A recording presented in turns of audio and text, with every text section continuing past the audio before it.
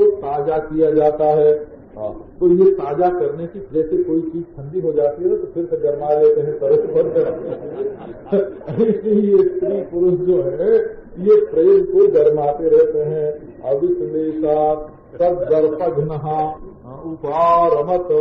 रुक्मिणी समझती थी कि हमारे जैसा सुंदर मधुर और कोई है नहीं, अभिमान हो गया था। तो जहाँ अभिमान होता है वहाँ भगवान नहीं रहते। तो महाराज ये अश्रुत पूर्व अप्रिय सुन करके उसका दिल कांप गया, हृदय जात धड़कन बढ़ गई और आंखों से आंसू निकलने लगे, धरती खोदने लगी पांव से और मुंह लटक गया।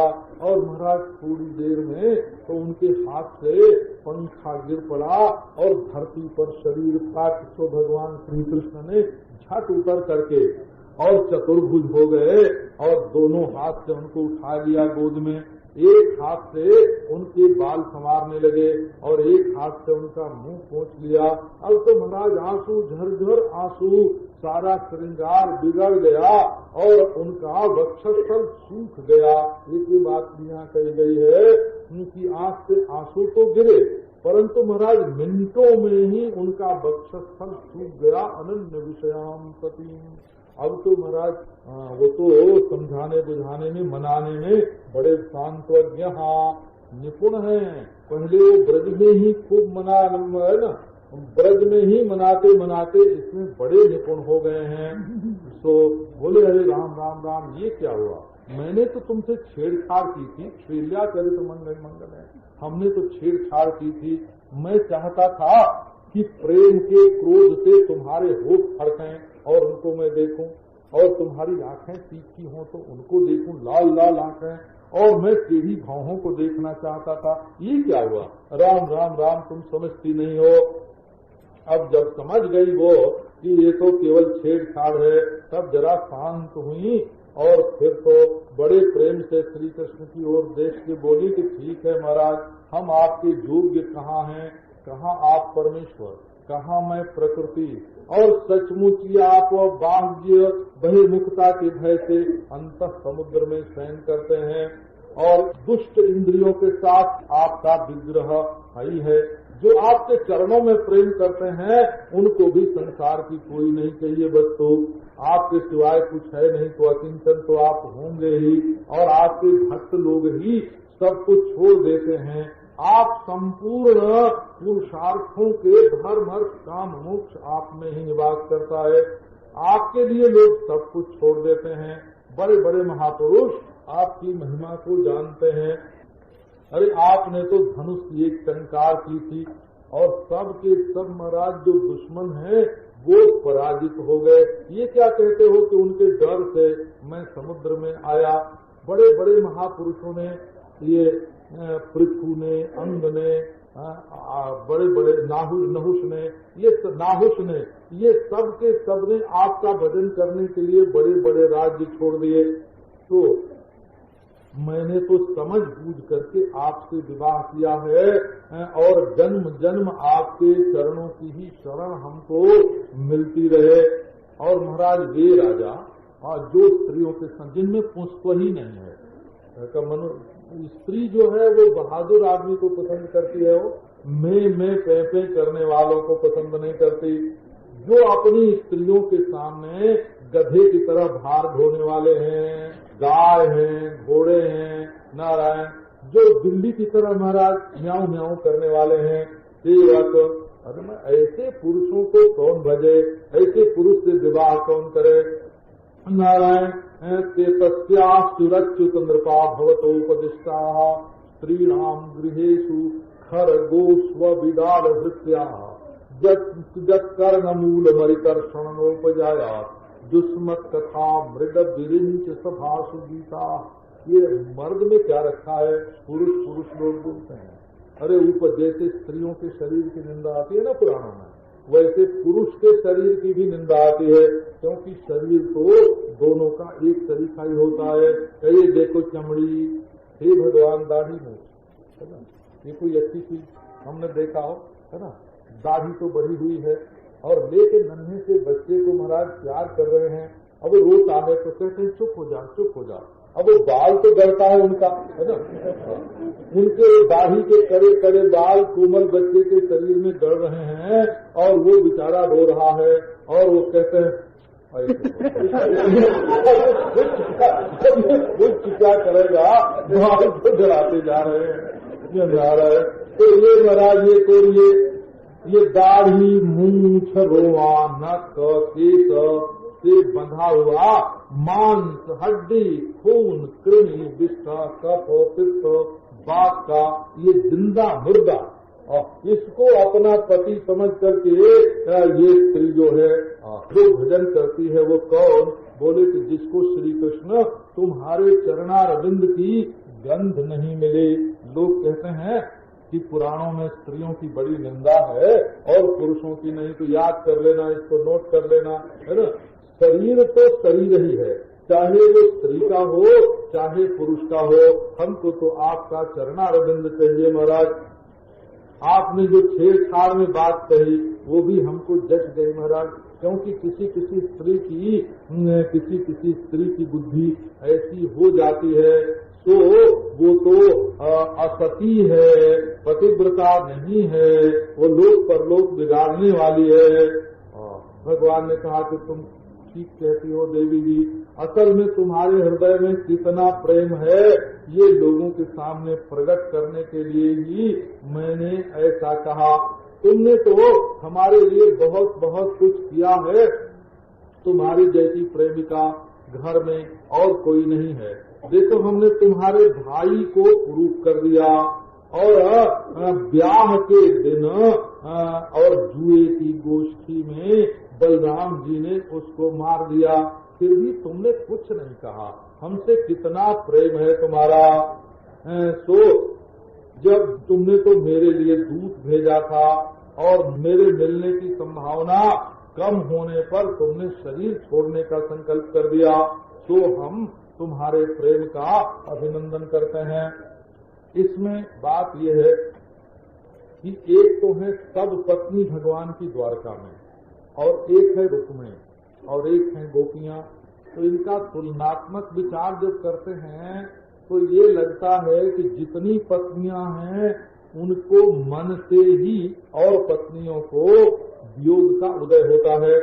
बिना वियोग का उदय हुए संयोग का सुख बढ़ता नहीं। ये काव्य शास्त्र का, साहित्य शास्त्र का नियम है। न बिना विप्रलम्भे न संभोग पुष्टिमश्नुते। जिसको वियोग का दुख नहीं होता उसको संयोग का सुख भी नहीं मिलता। तो इसलिए प्रेम में कभी कभी बीच बीच में वियोग की भी जरूरत पड़ती है, वो भी आवश्यक है। तो जो द्वारका की पत्नियां हैं उनको तो भगवान मानस वियोग देते हैं। वो इतनी नरम है महाराज, उनका प्रेम इतना कोमल है कि उसी में दुखी हो जाते हैं।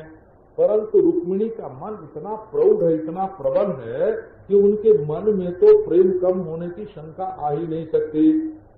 तब भगवान वचन कह करके उनके अंदर वियोग उत्पन्न करते हैं कि उनको रसानुभूति होए। परंतु गोपियां जो हैं तो उनको न तो मानसिक वियोग होता है कभी, न तो वाचिक वियोग की संभावना है। तब भगवान जब शरीर से उनको छोड़ करके अलग होते हैं तब उनके अंदर वियोग का उदय होता है। वो तो बड़ी पत्नी है, बातचीत करने में श्री कृष्ण से भिड़ जाए। अगर एक बात कहें कि तुम हमको छोड़ के चली जाओ तो चार और सुना दें उनको, चार और सुना दें उनको, और मन में तो उनके वियोग आता ही नहीं। तब भगवान शरीर से उनको वियोग देते हैं जिससे उनका प्रेम और बढ़े। इस प्रकार महाराज असल में ये तो दंपति का घर गृहस्थी की ये बातचीत है। तथा न्याम साम अपि गृहे। इस तरह से भगवान गृहस्थ लोग महाराज स्त्रियों के साथ ऐसी तरह की बातचीत करके अपनी रात्रि को बड़े आनंद में बिताते हैं। ये भी इसमें है महाराज। तो ये घर गृहस्थी का आनंद ही है महाराज। जब तक थोड़ा हूँ तू न हो और तब तक मजा जाहिर ही नहीं होता। तो इसके बाद वर्णन किया कि इनके संतान भी बहुत सी हुई। स्त्रियां देखती कि ये तो हमारे घर से कहीं जाते नहीं। बोले हमारे सच्चे प्यारे हैं, हमारे सच्चे प्यारे हैं। परंतु गोपियां जो हैं उस मायावलोक लव दर्शित भावहारी भूमंडल प्रहित सौरत मंत्र सौंदर्य पत्नियस्तु षोडश सहस्र मनंगवाणी यतेन्द्रियम विमथितुम करणैर्नवेभ्यः। ये जितनी पत्नियां थीं ये अपने मुखारविंद की शोभा से, अपने प्रेम की चितवन से, मुस्कान से, रसमयी दृष्टि से, मीठी बात से भगवान की सब मोहित रहती थीं। और कितना भी नखरा करें, स्वैर विभ्रमयी ही हाव भाव कटाक्ष करें, परंतु श्री कृष्ण के मन को बस में नहीं कर सकती थी। वो स्मायावलोक, अंग्रेजी वाले भी एक ऐसे ही शब्द बोलते हैं, स्मायावलोक क्या है वो? स्माइल। अच्छा, हाँ, बहुत बढ़िया। ये फोटो वोटो लेते हैं ना महाराज, सब ऐसे बोलते हैं। तो ये मुस्कान भरी चितवन, भाव को प्रकट करने वाली भौहें और महाराज ये आमंत्रण देने वाली विद्या, 16,000 स्त्रियां काम का बाण मारती श्री कृष्ण को, परंतु मन में किसी भी प्रकार का इंद्रिय में या मन में विकार नहीं होता। असल में विकार की परिस्थिति में रहकर जो निर्विकार है उसी का नाम निर्विकार होता है। यदि राग में वैराग्य नहीं है, द्वेष में अहिंसा नहीं है और अविद्या के व्यवहार में विद्या नहीं है, तो तुमने जीवन मुक्ति क्या प्राप्त की? व्यवहार तो अविद्या का होगा, उसी में रहेगी विद्या। विद्या को तो उसी में रहना पड़ेगा। और राग की परिस्थिति महाराज, और द्वारका और वो मथुरा और वो ब्रज और वो पत्नी और वो पुत्र और वो धन और वो शत्रु, और फिर भी असंगता बनी हुई है, तो कर्ण हिरण्य से को हो महाराज, ब्रह्मा आदि भी श्री कृष्ण को नहीं समझ सकते हैं। ये सब पत्नियां सारी सेवा कृष्ण की स्वयं करती थीं। और इसमें महाराज एक एक के रुक्मिणी के 10 पुत्र हुए, प्रद्युम्न, 4 उदेशन आदि, ये रुक्मिणी के 10 पुत्र थे। और नारायण सत्यभामा के भी भानु सुभानु आदि 10 थे, और जाम्बवती के भी सांब सुमित्र आदि 10 थे, और सत्या के वीर चंद्र आदि 10 थे, और श्रुत कवि दशाश्याम पुत्रानादि नारायण, और कालिंदी के भी श्रुत आदि थे 10, और नारायण लक्ष्मणा के भी 10 थे, और मित्रविंदा के और भद्रा के 10-10 पुत्र हुए। 16,000 में रोहिणी मुख्य थी, तो उसके भी 10 हुए। अब प्रद्युम्न से रुक्मवती में महाबली अनिरुद्ध का जन्म हुआ। ये जो महाराज अनिरुद्ध का विवाह अपनी मामा रुक्मी की लड़की से हुआ भोजकट में। बोले अरे ये दुश्मनी इतनी बड़ी और ब्याह हो गया, कैसे ब्याह हुआ ये? तो पूछने पर बताया दुशोर वैवाहिकम मिथा, असल में संसार में दोस्ती और दुश्मनी किसी की किसी के हमेशा पक्की नहीं होती है। कल का जो दुश्मन है वो आज दोस्त हो जाएगा, आज का जो दोस्त है वो कल दुश्मन हो जाएगा। इसी से जिसके साथ जैसा योग्य व्यवहार करना चाहिए वैसा ही करो, नहीं तो मित्रता में सब बात जान ली और फिर हुई दुश्मनी, बिगड़ गई ना बात। इसलिए जिसको जितना मालूम पड़ना चाहिए उतना ही मालूम पड़ना चाहिए। तो महाराज सुखदेव जी महाराज ने वर्णन किया कि वो तो रुक्मी की जो बेटी थी ना, उसने प्रद्युम्न से विवाह कर लिया, उसने वरण किया और वो हरण करके ले गए, परंतु रुक्मी ने अपनी बहन के बेटे प्रद्युम्न को अपनी लड़की दे दी। और इसके बाद उनके लड़के जो हुए महाराज अनिरुद्ध को उन्होंने अपनी दौहित्री नारायण, इसके बाद उन्होंने अपने लड़की की जो लड़की थी उसका विवाह कर दिया। उसमें सब लोग इकट्ठे हुए विवाह में, तो महाराज जुआ होने लगा ब्याह में। ये जुआ जो है ये बड़ा भयंकर पदार्थ है महाराज, भाई भाई एक दूसरे का सिर फोड़ देते हैं। अब जो दांव पर दांव लगने लगा, अब बलराम जी जीत तो जाए, लेकिन सब बेईमान वहाँ इकट्ठे थे और उनको माने नहीं। एक बार तो आकाशवाणी भी हो गई कि बलराम जी जीत गए, फिर भी रुक्मी ने नहीं माना, बोले ग्वाले हो तुम लोगों को जुआ क्या है। जब आक्षेप किया महाराज तो उन्होंने वही दरवाजे में लगाने का जो परिध था वहाँ बेवड़ा उसको उठा करके और वहीं ब्याह की सभा में ही उसको मार दिया। अब साला के मर जाने पर श्री कृष्ण बोले एक और रुक्मिणी है, एक और भाई है, मैं क्या इसके बीच में बोलूं। यदि कभी ऐसा प्रसंग आवे कि घर में भाई और साले को लेकर के कोई विवाद उपस्थित हो जाए तो पत्नी किधर जाएगी। तो बोले भाई चुप हो जाना चाहिए, उस समय कुछ बोलना नहीं चाहिए। ये जो अनिरुद्ध हैं इन्होंने बाण की पुत्री उषा से भी विवाह किया था। तो ये जो बाण है पुत्र सतत ज्येष्ठो बले है, बलि के 100 पुत्र थे, उनमें से सबसे ये बड़ा था। इसमें बताते हैं कि भगवान अपने भक्त की रक्षा तो करते ही हैं, अपने भक्त के भक्त की भी रक्षा करते हैं। शंकर जी का भक्त है बलि, बाण, शंकर जी का भक्त है बाण, तो बाण की भी रक्षा करते हैं। ये भी देखो कि भक्ति में परंपरा नहीं चलती है। बलि है साक्षात नारायण के भक्त,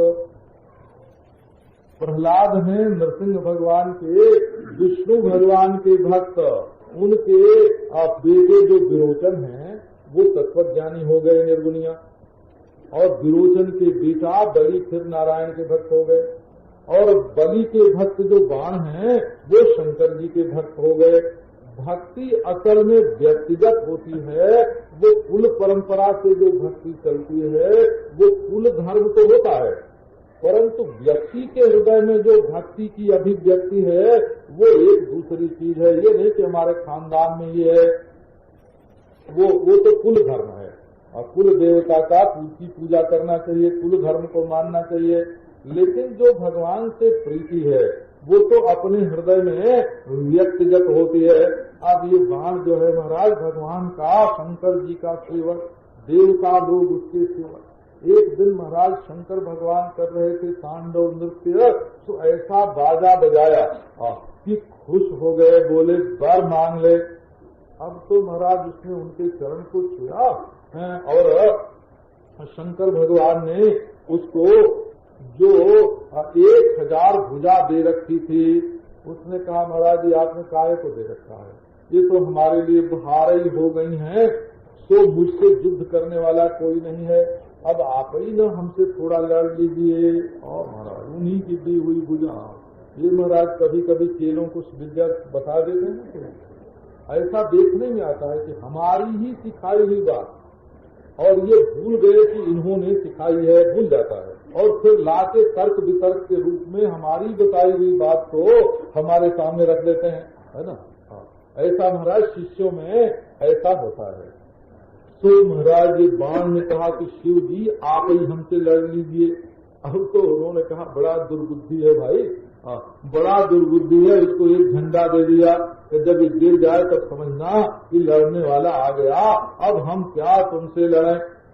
तो झंडा जाके लगा लिया उसने, और रोज देखे कि अभी गिरी कि नहीं गिरी, अभी हमसे कोई लड़ने वाला आया कि नहीं आया।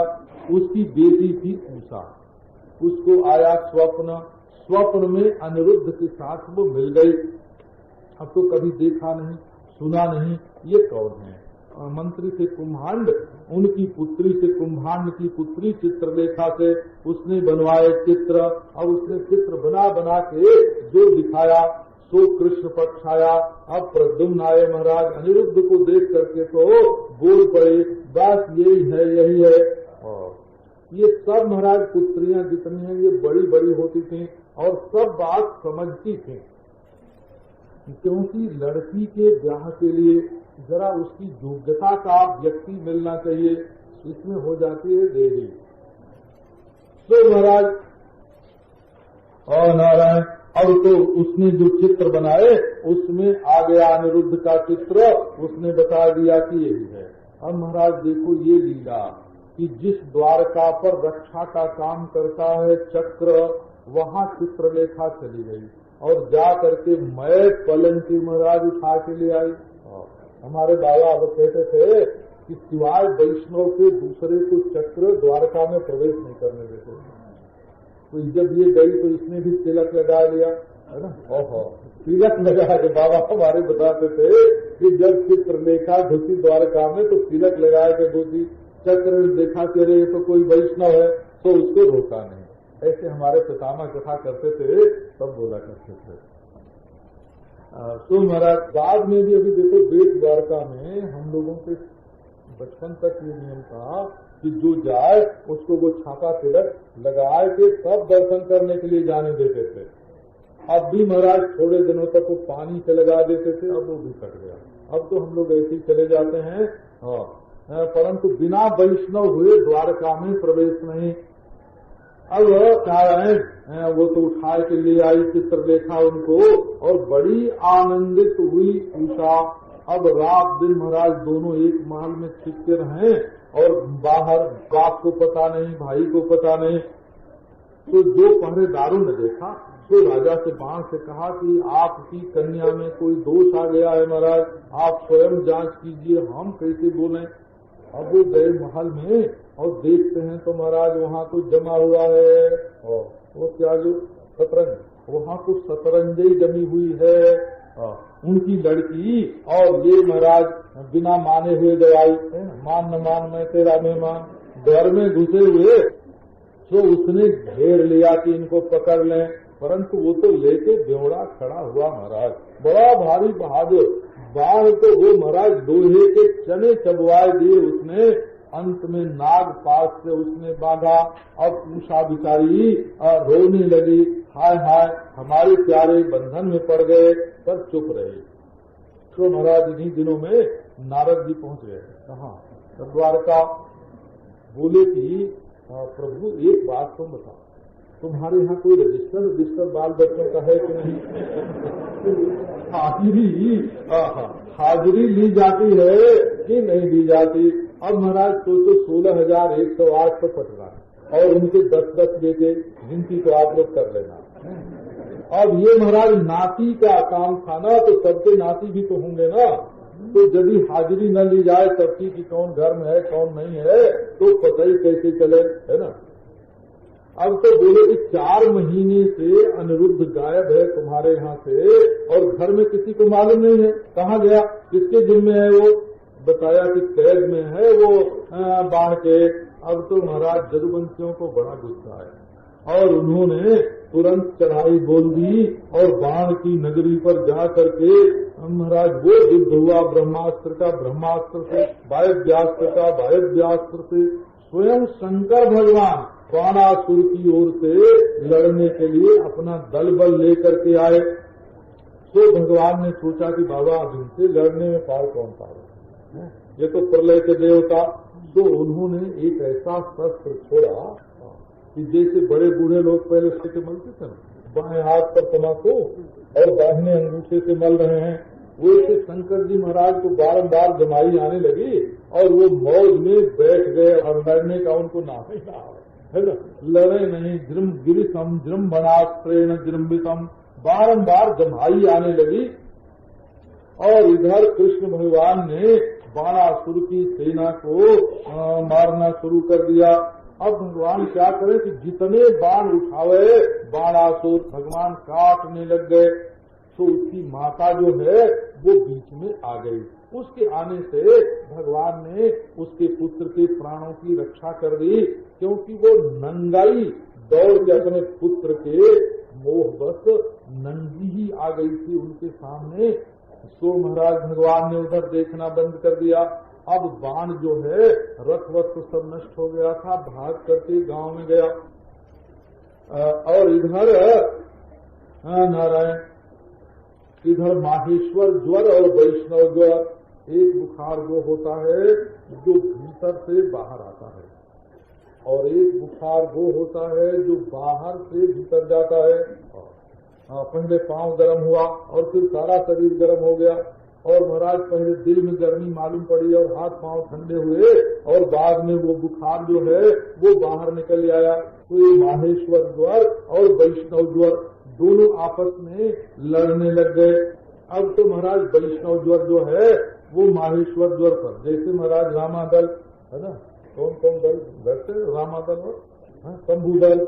और महाराज वो लड़ाई होती है नागा लोगों की कुंभ मेले में, वो चेले चलते हैं, जलते हुए चेले फेंक के लड़ाई करने लग जाए, वैसे ये माहेश्वर और सयु आपस में लड़ने लग गए।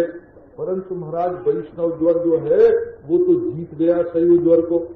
अब वो आकर के कृष्ण के सामने स्तुति करने लगा कि विश्व के कारण तो महाराज आप ही हैं और आप ही दैव काल कर्म नाना भाव धारण करके लीला कर रहे हैं।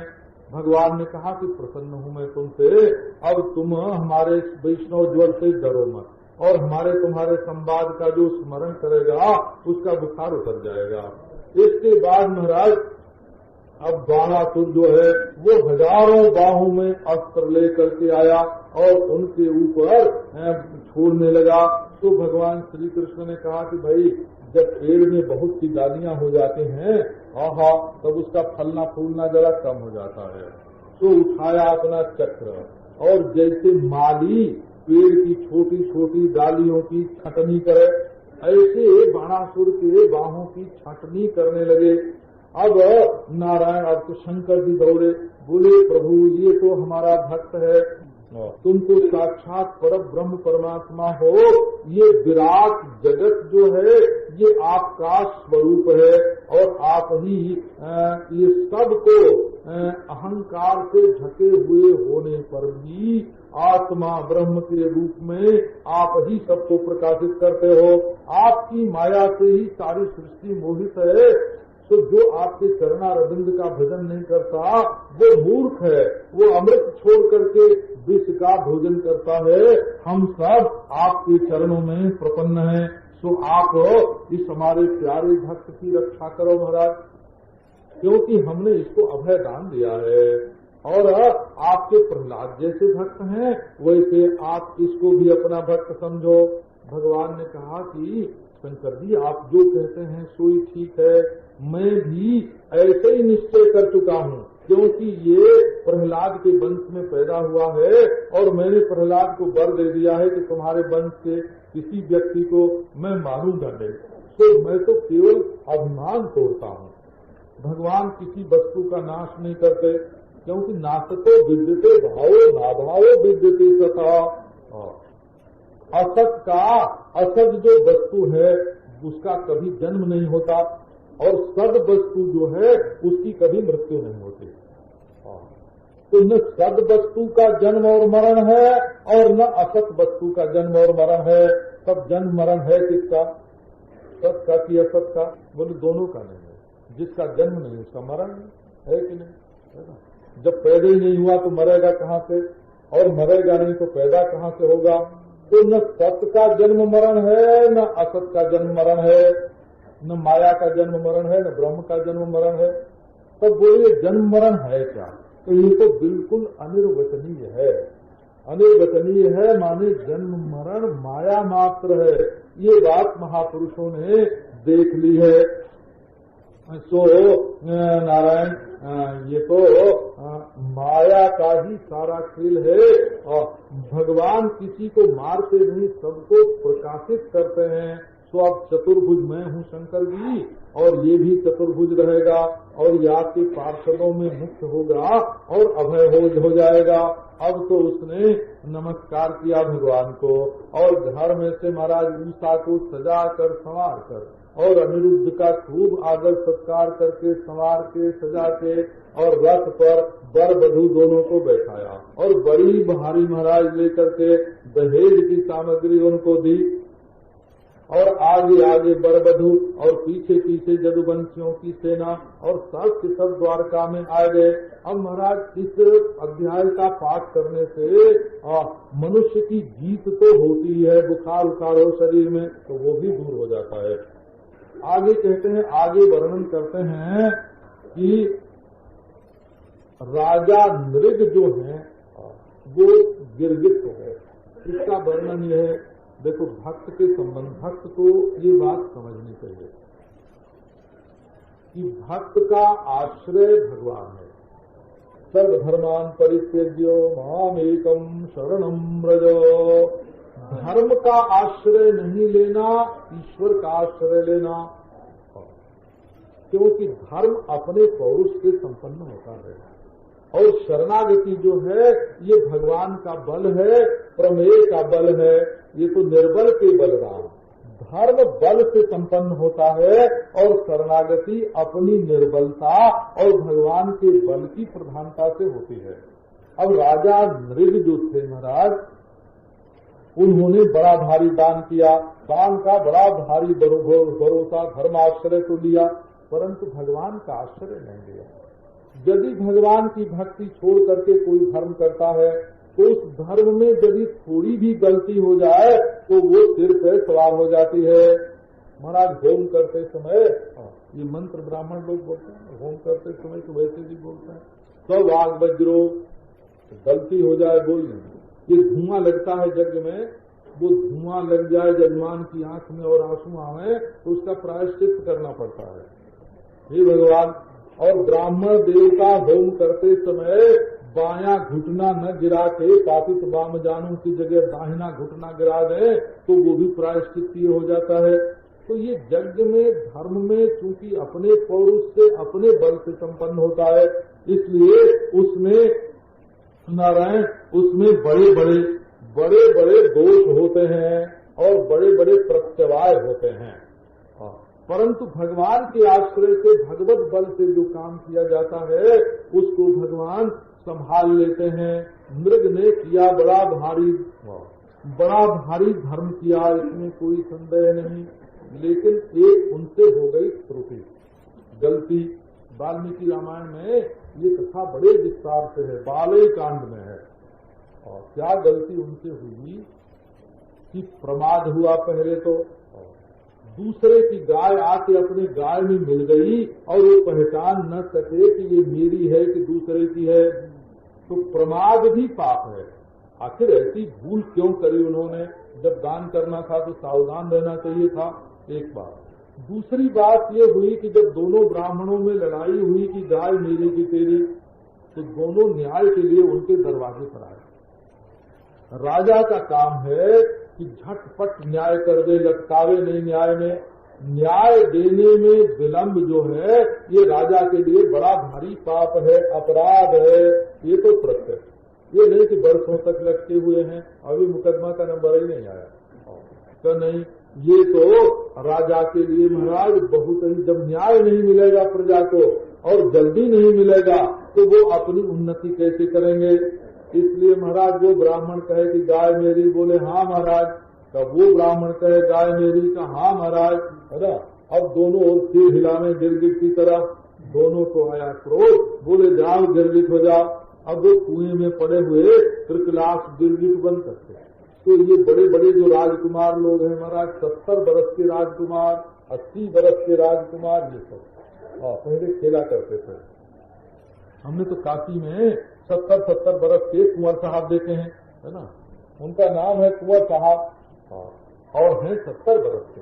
तो ये द्वारका के जितने कुंवर साहब हैं ये सब के सब जा करके खेल खेलते थे, मैदान में गेंद खेलते थे। हो पानी की जरूरत पड़ी तो कुएं के पास गए तो कुएं में देखा बड़ा भारी गिरगे, बांध कर निकालने की कोशिश की तो महाराज अब उनसे निकले ही नहीं। कृष्ण आ गए और उन्होंने देख करके उसको बाएं हाथ से उठा लिया। तो बाबा तुम लोग समझते हो कि हम जवान खिलाड़ी हैं, यहाँ अभी देखो बुढ़े के हाथ में वो ताकत है ना, ये बड़े बूढ़े लोग दिखाते हैं हमारा। अब श्री कृष्ण ने उनसे पूछा कि तुम कौन हो, तो उन्होंने बताया कि महाराज आपने मेरा नाम जरूर सुना होगा, मैं दानियों में दानिस्वाख्यायमानेषु यदि ते कर्णमस्पृशाम, मैंने आपका कान छुआ होगा कभी। देखो राजा बोलता है तो ऐसे बोलता है, भगवान से भी कहता है कि हमने आपका कान कभी छुआ होगा। तो बोले हमारा यश आपके कान में पड़ा होगा, तो आपको तो सब मालूम है, मैंने इतनी गाय दी थी जिनकी कोई गिनती नहीं कर सकता, और वो भी पयस्विनी, तरुणी, शील रूप गुणोपन्न, कपिला, हेम श्रृंगी गाय कैसी होनी चाहिए इसका वर्णन है। न्यायार्जिता, अपनी कमाई से वो गाय आई हुई होनी चाहिए, न्यायार्जिता, कमाई भी न्याय की हो, अन्याय की कमाई से नहीं।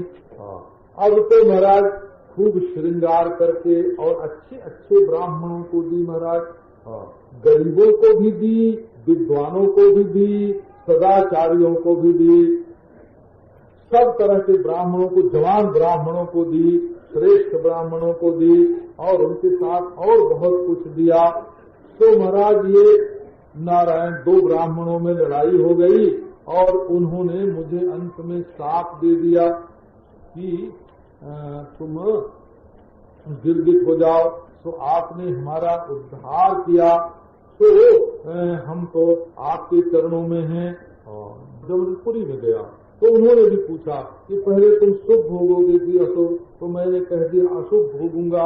तो मैं त्रिकलाश होकर के यहाँ गिर पड़ा। यद्यपि मैं आपका भक्त हूँ महाराज और ब्राह्मण्य हूँ, बदान्य हूँ, इसी से आपकी स्मृति जो है, स्मृति मेरी नष्ट नहीं हुई। तो आपने मुझे दर्शन दिया, स्पर्श किया, हमारा धर्म सफल हो गया।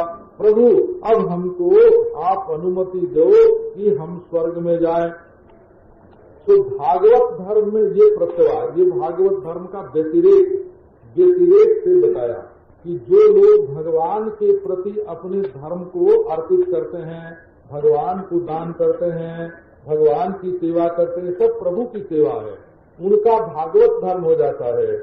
और जो शास्त्र विधि से अपने पौरुष से करते हैं उनका धर्म होता है।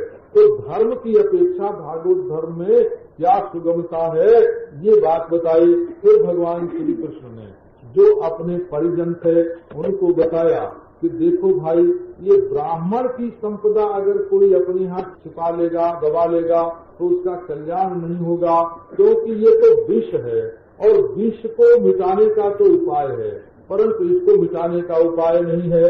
विष केवल खाने वाले को मारता है और ये ब्राह्मण की संपदा जो है सारे वंश को मार डालती है और इससे बड़ी बड़ी हानि होती है। ये बात भगवान ने अपने वंश वाले बालकों को समझाया। बोले भाई देखो, कैसे भी हमारे घर में ब्राह्मण की, महात्मा की संपत्ति न आवे और वो न दबे। इस तरह से भगवान ने इस प्रसंग में अपने वंशधरों को उपदेश किया।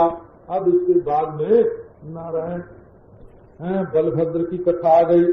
बलभद्र की जो कथा है नारायण, इसमें शोधन की प्रक्रिया खास है, क्योंकि ये भगवान के बल हैं।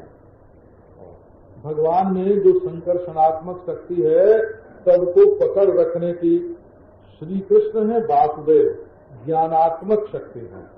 स्वयं श्री कृष्ण ज्ञान तो प्रकाशक ही होता है महाराज, लेकिन उनका जो बलांश है स्वाभाविक ज्ञान बल क्रिया च, भगवान में ज्ञान क्रिया भी स्वाभाविक है और बल क्रिया भी स्वाभाविक है। तो बलराम जी महाराज शोधन करते हैं, रथ पर बैठे और देखो कृष्ण के साथ रह रहे हैं और मन हुआ कि चलें गोकुल देख आएं।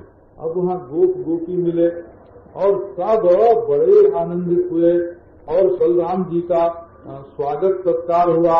अब महाराज बलराम जी किसी से हाथ मिलावें और किसी को हंसें, हाथ के हस्तक ग्रहा दिए और विश्राम किया, सुख से रहे, सबसे कुशल मंगल हुआ। वहाँ के लोग तो पूछे महाराज कि श्री कृष्ण कैसे हैं, कभी हम लोगों की याद करते हैं कि नहीं? अब तो तुम्हारे बाल बच्चे हो गए बलराम जी, अब हमारी याद कैसे तुम करोगे? तो अब तो तुम लोग बड़ी दूर, पहले तो मथुरा में पास रहते थे, अब तो बड़ी दूर द्वारका में जाकर किले में रहते हो। गोपियां हंसे महाराज, तो वहाँ तो स्त्रियां श्री कृष्ण से बहुत प्रेम करती होंगी, अब हमारी याद काय को आवेगी? माँ बाप भूल गए होंगे। देखो ना, जिसके लिए हमने सब कुछ छोड़ा उन्होंने हमको छोड़ दिया। भला ऐसे पर अब कोई स्त्री विश्वास कैसे करेगी? अरे देखो ना, उसके मन में तो कोई दृढ़ता ही नहीं है। बात बनाने में बड़ा निपुण है और मुस्काने में बड़ा निपुण है। तो महाराज हम तो व्याकुल हो गए। दूसरी गोपी ने कहा बस बस चुप करो, उसकी चर्चा ही मत करो। तो क्यों? तो बोले यदि उसका समय हमारे बिना बीत जाता है तो हमारा समय भी उसके बिना बीत जाएगा। जात्यस्माभिर बिना कालो यदि सत्य तथैव नहा। अब तो महाराज कृष्ण का स्मरण करके गोपियां व्याकुल हो गईं। संकर्षण भगवान ने उन्हें खूब समझाया बुझाया और उनको खूब मनाया और 2 महीना मधु माधव दोनों में वो वही रहे। महाराज वहाँ आपने पहले देखा होगा कि बसंत ऋतु में जब शंखचूड ने हरण किया था गोपियों का, तो उस प्रसंग में बलराम जी और श्री कृष्ण जी दोनों ही थे, दोनों गाय बजा रहे थे। तो गोपियों के 2 मंडल थे, एक था कृष्ण प्रेमी गोपियों का मंडल और एक था बलराम प्रेमी गोपियों का मंडल। तो महाराज ये बलराम प्रेमी गोपियों का जो मंडल था उनको लेकर के बसंत ऋतु में बलराम जी ने वहाँ रास किया। वहाँ बारुणी प्रकट हुई और बारुणी तो बहुत प्रिय है ना बलराम जी को। मत वाले रहते हैं महाराज, एक कुंडल और कान में एक बिल्कुल नहीं है और माला पहने हुए मत वाले, और महाराज खूब आनंद से वहाँ लीला करें। किसी में हो गया पसीना हो गया तो उन्होंने मत वालेपन में जमुना से कह दिया कि तुम जल क्रीड़ा के लिए हमारे पास आओ। परंतु अब जमुना जी कहाँ आते हैं? जब जमुना जी नहीं आई तो महाराज हलावतार हल है उनका, हल मुसल है ना उनके हाथ में, तो झट महाराज हल लगाया और जमुना जी को अपनी ओर खींचा। बोले तुम मेरी अवज्ञा करती हो, मैं सैकड़ों टुकड़े कर दूंगा तुम्हारे। अब तो जमुना जी हाथ जोड़ करके आ गई और नारायण बलराम जी ने उनके दोष अभिमान का निवारण करके और स्वयं श्री कृष्ण के आदेश से आविष्ट होकर के उनके बीच में विहार किया, वस्त्राभूषण धारण किए। सो वृंदावन के पास महाराज देखो तो जमुना जी बिल्कुल खींची सी दिखती हैं और आज भी बलराम के पराक्रम को प्रकट करते हैं।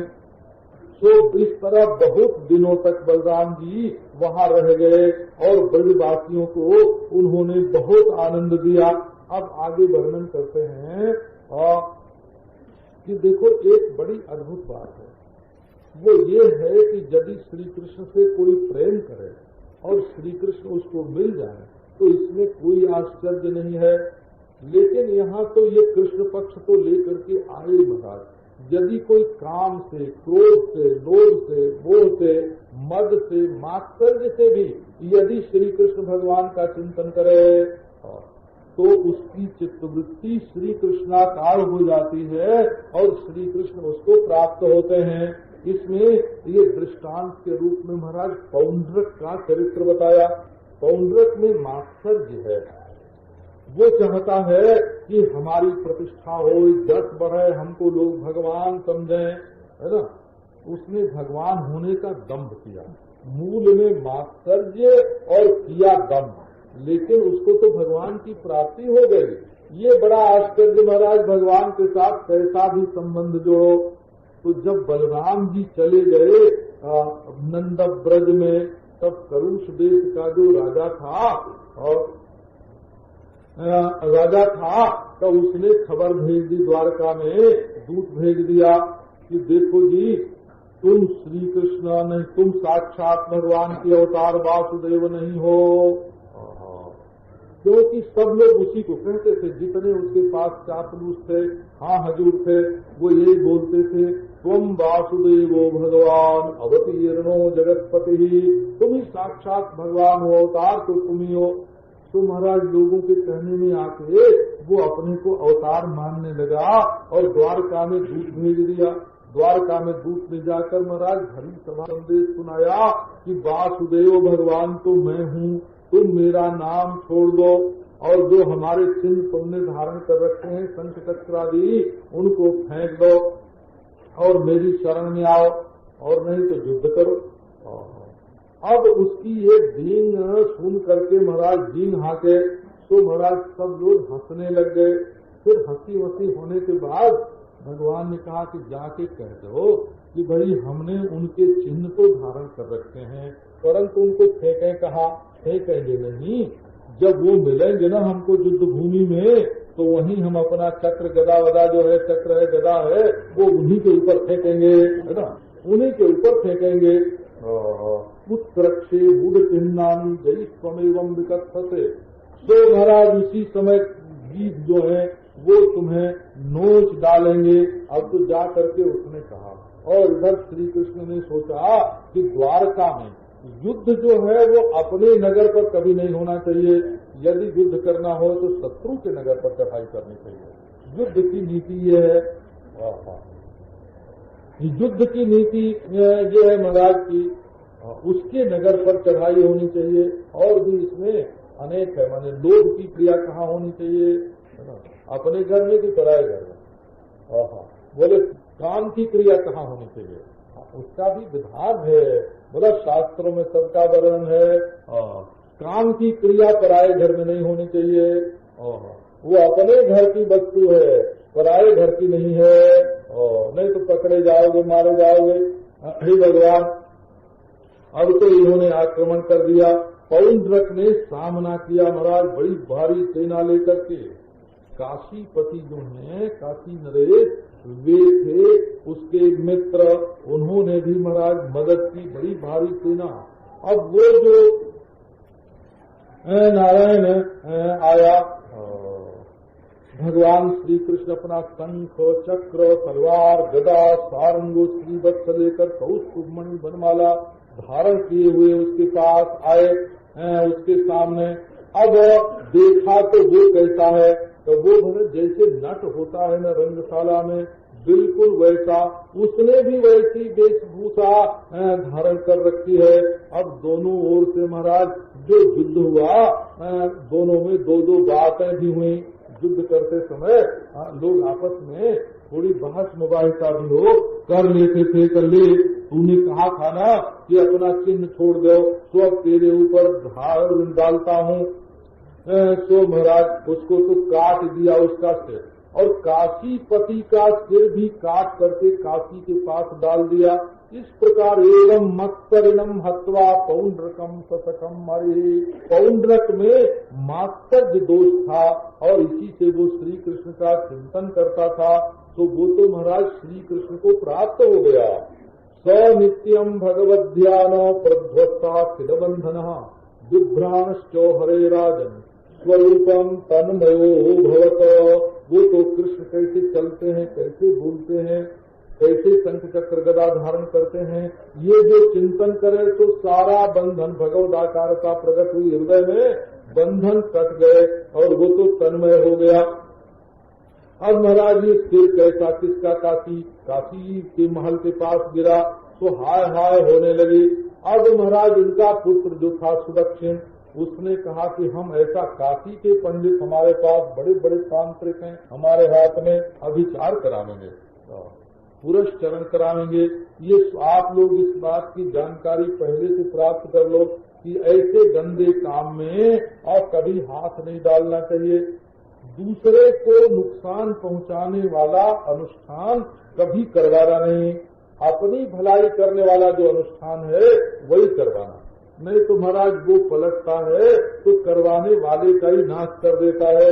अब तो सुदक्षिण ने महाराज जो अभिचार पुरस्कार में करवाया उसने, अब उसमें से आग निकली और वो गई नारायण द्वारका में, और अक्षय सभायाम क्रीडंतम भगवंतम, भगवान के भी महाराज शतरंज चल रहा था। तो जात प्रजा दौड़ी, महाराज आप शतरंज खेल रहे हो और प्रजा जल रही है, देखो देखो भस्म। तो भगवान ने अपने चक्र को आज्ञा दे दी। अब वो तो महाराज खदेड़ करके तृतीया को ले जाकर के भस्म कर दिया, और काशी को भी उस समय महाराज समग्र काशी को भस्म कर दिया। दग्ध्वा वाराणसीम सर्वाम विष्णु चक्रम सुदर्शनम। फिर भगवान के पास चला आया। अब इसमें कहते हैं कि देखो दोष तो था मात्सर्य, परंतु उससे भी भगवान का चिंतन होने के कारण भगवान की प्राप्ति हुई। आगे वर्णन करते हैं, भूयो हम श्रोतुमिच्छामि रामस्याद्भुत कर्मणः। अब विविध के दोष का निराकरण करने के लिए बताते हैं। विविध माने संस्कृत भाषा में होता है संशय, है ना। जहाँ ज्ञान में दो आचार होए, ये ठीक थी ये ठीक, है ना। तो विदा माने ज्ञान, दो हो विदा जिसमें, उसका नाम विदा माने विद ज्ञान, ये दो है। माने ये संशय रूप है, ये संशय रूप है महाराज। तो ये था नरकासुर का सखा, नाम था विविध। ये सुग्रीव के पास पहले रह चुका था। वहाँ लक्ष्मण जी ने इसको बहुत पीटा, बहुत पीटा। कैसे? जब रावण पर विजय प्राप्त हो गई ना, लंका पर जब विजय प्राप्त हो गई, तो ये बंदर लोग गए लंका देखने। लंका देखने गए तो द्विविद ने जा करके महाराज लंका में बड़ा अन्याय किया। जब शिकायत आई तो रामचंद्र भगवान तो कुछ बोले नहीं, भोले भाले सीधे साधे, पर लेकिन भाई लक्ष्मण को बड़े टेढ़े महाराज, उनका अपराधी है। इसने रामचंद्र की सेना को कलंक लगाया है। हमारा सैनिक हो करके और ऐसा अत्याचार करे तो उसको खूब पीट के और सेना में से निकाल दिया। अब वो तभी से महाराज लक्ष्मण जी से बड़ा बैर करता था। अब जब उसने सुना कि बलराम के रूप में लक्ष्मण ही आए हैं महाराज, और इधर हमारे मित्र नरकासुर को कृष्ण ने मार दिया है, तो वो महाराज तभी से ये जो गुरिल्ला युद्ध, बानर तो था ही, है ना, वो गुरिल्ला युद्ध का आदि कारण वही बना। तो उसने कहा कि हम राष्ट्र विप्लव करेंगे, नगर में, गांव में, थान में महाराज अहीरों की बस्ती में जा करके चुपचाप आग लगाए दे और पहाड़ उतार के पटक दे, और महाराज बड़े बड़े जो सेतु बंधे हुए हों, बांध बंधे हुए हों, उनको काट दे और पानी से गांवों को डुबा दे, अब पेड़ों को तोड़ दे, और महाराज पवित्र जो वस्तुएं हैं उनको अपवित्र बना दे। इस तरह से महाराज स्त्री और पुरुषों को ले जाकर के गुफा में बंद कर दे। बड़ा भयंकर महाराज। अब उसने सुना कि ये बलराम जी महाराज कहीं स्त्रियों के साथ नाचने में, गाने में मग्न हो रहे हैं, तो वहाँ पहुँच गया। अब बलराम जी तो बारूणी पी करके बललोचन आनंद में मग्न, तो जा करके वो पेड़ पर चढ़ गया, कोलाहल करे और बड़ी भिखाई करे। तो बलराम जी ने उठा करके महाराज सत्यधार्ष्यम कपेर वीक्ष्यो। अब वो स्त्रियां जो थी वो महाराज बड़ी चंचल, जाति चापला शब्द का प्रयोग है, जन्म से ही चंचल होती है। लक्ष्मी जी का अंश होता है इनमें, तो जाति चापला, जन्म से ही चंचल, और हंसी उनको बहुत अच्छी लगे, हास्य प्रिया। स्त्री जो है वो हंसी को बहुत पसंद करती है। अब वो सब बंदर को देख करके हंसने लगी, और उसने उनका भी बड़ा तिरस्कार किया। तो बलराम जी ने एक पत्थर का टुकड़ा उठा के उसकी ओर फेंक दिया, उसने तो बचा लिया महाराज। तो उधर दौड़ करके जो उनका बारूणी कलश रखा हुआ था उसको उठाया और उठा के भाग गया, उसको फोड़ दिया जा करके। अब तो बलराम जी को आया क्रोध, उन्होंने अपने हल मुसल को किया याद, और मुसल से फंसाया उसका गला, है ना, मुसल से गला फंसाए करके, हल से गला फंसाए करके वो मुसल मारा सिर पर मारा कि चूर चूर हो गया। इस तरह से बलराम जी ने विविध को मार दिया। वो जगत के लिए बड़ा दुखदायी था। तो ये संशय का जो दोष है नारायण, विविधा जो दोष है उसका वध बलराम जी ने किया। इसके बाद वर्णन करते हैं नारायण की दुर्योधन की पुत्री थी लक्ष्मणा, तो स्वयंवर उसका हो रहा था। अब उसी बीच में पहुंच गया श्री कृष्ण का बेटा सांब, और उसने जाकर के दुर्योधन की पुत्री का हरण कर लिया। अब तो महाराज कौरवों को बड़ा क्रोध आया, अरे ये तो दुर्विनीत है, हमारा अपमान करता है, ये तो इसको चाहती नहीं थी, कोई प्रेम तो था नहीं, प्रेम होता तो बात भी थी महाराज, उड़ा के ले जाते, कोई बात नहीं। क्योंकि देखो अर्जुन ने क्या किया था, सुभद्रा को ले तो गया था। अरे श्री कृष्ण के घर की तो बात ही मत पूछो, हम जानबूझ के छिपाते हैं और सब में, नहीं तो ऐसी ऐसी फूल पट्टी हमको मालूम है। आहा बधनी तेमम दुर्विनीतम यंती वृष्णय, बोले बांध ले इसको। तो महाराज सांब को घेर लिया। महाराज बड़ा बहादुर निकला सांब, देखने में तो बड़ा सुंदर खाई हो। उसके वैसे तो जदुवंशियों के मूछ मूछ तो होती नहीं थी, सांब के तो विशेष रूप से महाराज देखने में बिल्कुल स्त्री के समान मालूम पड़ता है। अब उन्होंने कहा कि जदुवंशी आवेंगे तो क्या उनका भी घमंड हम चूर कर देंगे। सो कर्ण सल बुरी यज्ञ के सुजोधन सबने महाराज घेर करके बेईमान थे, है ना, न्याय से तो वो बस में आया नहीं। तो एक साथ आक्रमण करके एक ने रथ को, एक ने सारथी को, एक ने धनुष को, एक ने बाण को, एक साथ ही आक्रमण करके और पकड़ लिया सांब को। कन्या को भी लौटा लिया उन्होंने, कुमार को भी लौटा लिया। अब महाराज नारद पहुंचे, उन्होंने जा करके जदुवंशियों से कहा कि पता है तुमको सांब आजकल कहाँ है? बोले महाराज ये तो बड़ा बहादुर है, कहीं बहादुरी कर रहा होगा। कहाँ कर रहा है बहादुरी? एक छोकरी के लिए कैद कर दिया गया है ना। अब तो महाराज जदुवंशियों में हल्ला कोलाहल मच गया कि चलो कौरवों पर आक्रमण करें। तो बलराम जी का बड़ा प्रेम दुर्योधन के पक्ष में, उनका बड़ा भारी प्रेम था। उन्होंने कहा कि नहीं नहीं आक्रमण मत करो, वो तो दुर्योधन खास हमारा चेला है और उसी की लड़की दुर्योधन ने गदा की युद्ध बलराम जी से सीखा था। तो पहुंच गए वो हस्तिनापुर में, परंतु सीधे घर में नहीं गए। देखो क्योंकि बिना बुलाए गए थे ना, तो एकाएक बिना बुलाए किसी के घर में पहुंचना का ये तो बहुत प्रेम हो तब होता है। बोले जा करके बाहर के उपवन में ठहर गए। और उद्धव, ये भी एक शिष्टाचार है, उद्धव जी को भेज दिया। अब तो उन्होंने जा करके बताया कि बलराम जी आए हैं। बड़े ही प्रसन्न हुए कि अरे हमारे तो गुरु जी आ गए दुर्योधन। बड़े ही प्रसन्न हुए और मंगल की वस्तु हाथ में लेकर के आए, निवेदन किया, उनको नमस्कार किया, कुशल मंगल पूछा। लेकिन महाराज बलराम जी है ना, स्वभाव से विप्लवम वचः, बड़ी वीरता के साथ उन्होंने ये भाषण किया उनके बीच में। ये संदेश बोले कि राज शिरोमणि उग्रसेन जी ने आप लोगों के लिए आज्ञा दी है, आप लोग सावधान होकर सुनिए और उसका पालन कीजिए। आप बहुतों ने मिलकर अधर्म से हमारे धार्मिक बेटे को पकड़ लिया है और बांध लिया है।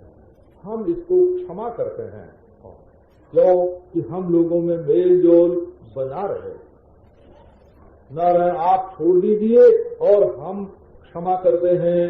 अब महाराज ये वीर शौर्य से युक्त बलराम की वाणी सुन करके महाराज कुरु कौरव जो है वो तो बड़े क्रोधित हुए। बोले आश्चर्य है, आश्चर्य है, ये जूती जो है पांव की वो हमारे सिर पर चढ़ना चाहती है। हम लोगों ने बराबर बैठा लिया है ना कि तू आओ तुम हमारे आसन पर बैठो, ब्याह शादी कर ली। अरे हमने सिंहासन बनवा के भेजा और छत्र चमर दिया, तब तो उससे अंदाजा हुए हमारा ही छत्र है अभी उनके ऊपर, हमारा दिया हुआ। हमने मुकुट बना के भेजा था, पलंग सोने के लिए हमने भेजी थी, अब वो हमें आज्ञा देने लगे हैं। तो बाबा ये सांप हैं, इनको अमृत पिलाना ठीक नहीं है। उनको आज्ञा भेजने में शर्म नहीं आई। ऐसे महाराज आज्ञा गतत्रपावतो, आप बेशर्मी से हमारे लिए आज्ञा भेजते हैं। भला इंद्र में भी ये सामर्थ्य है कि द्रोण को, अर्जुन को, भीष्म को अपनी आज्ञा भेज सकें? किसी को ये सामर्थ्य नहीं है। अब तो महाराज कौरवों को अपनी कुलीनता का, मित्रों का, लक्ष्मी का बड़ा भारी अभिमान। राम बलराम को तो उन्होंने बड़ा दुर्भाग्य सुनाया, बड़े असभ्य महाराज, और लौट गए, उनको लेके भी नहीं गए, वहीं वन में छोड़ करके चले गए। तो उनकी दुश्शीलता देख करके बलराम जी को बड़ा भारी क्रोध आया और क्रोध में महाराज सफाए के हंसा, है ना, एक क्रोध आता है गाली देने वाला और एक क्रोध आता है महाराज क्रोध में अच्छा ये और छठाए के हंसे का अच्छा। जिनको मद हो जाता है वो शांति नहीं चाहते हैं। महाराज ये लाज का आदमी बात से कभी नहीं माना करता। पशु नाम लगड़ू जथा, भैंस तो लठिया पहचानती है और कोई पहचान उसके लिए नहीं है। श्री कृष्ण जिस पक्ष में है वो जदुवंशी। यदि किसी के पास क्रोध महाराज किसी के ऊपर क्रोध करे तो वो टिक सकता है। सारे जदुवंशी आक्रमण करने के लिए आ रहे थे, कृष्ण आ रहे थे अपने बेटे के लिए, तो मैंने इन लोगों को बचाने के लिए तो ये मध्य का मार्ग अपनाया और ये नासमझ हमारा अपमान करते हैं। आज उग्रसेन राजा नहीं है, इंद्र तो उनकी आज्ञा का पालन करता है, सुधर्मा उनकी सभा है, पारिजात वृक्ष उनके यहाँ है और लक्ष्मी जो है जिनके चरणों की उपासना करते हैं वे श्री कृष्ण भगवान उग्रसेन की आज्ञा पालन करते हैं। ब्रह्मा शंकर में भी ये योग्यता नहीं है महाराज कि आज उनकी आज्ञा का उल्लंघन कर सकें। तो इन्होंने हमको थोड़ी सी जमीन दी और हम उसमें जागीरदार होकर के रह रहे हैं, तो आज हम इनका मद उतार के छोड़ेंगे और पृथ्वी में एक भी कौरव नहीं रहेगा। तो महाराज उठाया हल में बड़ी भारी शक्ति है। वो किसान लोग जानते नहीं है कि उनके हल में और मूसल में वो ताकत है कि यदि वो हल से अन्न पैदा न करें और मूसल से कूट के चावल लोगों को न पहुंचाए तो सब खाए बिना मर जाएंगे। हल मूसल की शक्ति को दुनिया समझती नहीं है, ये तो हल है वो भारत। और आपका ये जो क्रोध है ये भी हमको सीख देने के लिए है, सबक देने के लिए है। हम आपके चरणों में नमस्कार करते हैं। अब तो बलराम जी महाराज बड़े खुश, उन्होंने अभय दान किया और दुर्योधन ने खूब महाराज दहेज दिया लड़की के लिए। 60 वर्ष के 2 पुराने हाथी और महाराज 2 घोड़े, हजारों रथ उनको दिया और सब लेकर के बलराम जी ये हमारा पुत्र सांब और ये हमारी पुत्र वधु स्व आकर के सब कथा सुनाई द्वारका में और उनको आगे कर दिया। तो आज भी हस्तिनापुर जो है वो टेढ़ा मेढ़ा दिखाई पड़ता है। अद्यापिच पुरम ही तत् सूचयद राम विक्रमम, अद्यापिच पुरम ही तत् सूचयद राम विक्रमम, समुन्नतम दक्षिण तो गंगायाम अनुदृश्यते। दक्षिण की ओर हस्तिनापुर जो है वो ऊंचा हो गया और गंगा जी की ओर लटक गया। आज भी दिखता है, क्यों दिखता है कि ये बलराम जी के पराक्रम की सूचना दे रहा है।